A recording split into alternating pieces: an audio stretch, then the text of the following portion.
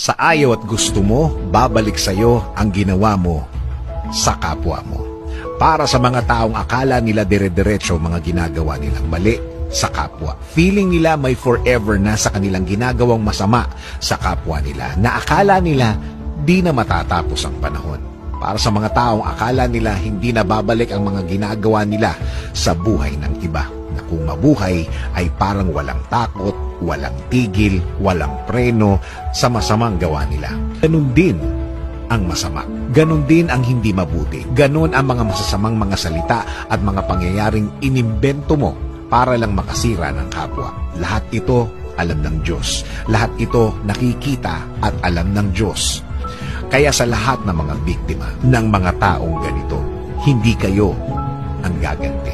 Ayaw ng Diyos na mapahama kayo sa pagganti nyo sa kanila. Ayaw niya na mapasama kayo dahil kapag kayo ang gumawa ng pagganti, baka kayo pa ang mapahamak. Kaya siya na ang bahala sa mga nanakit sa iyo.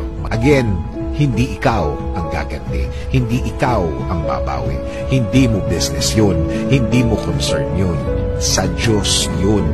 At sure akong hindi na magtatagal, babalanse ang lahat. Para sa mga taong nanakit, para sa mga taong nang-aapi, para sa mga taong naninira, pakitandaan lang,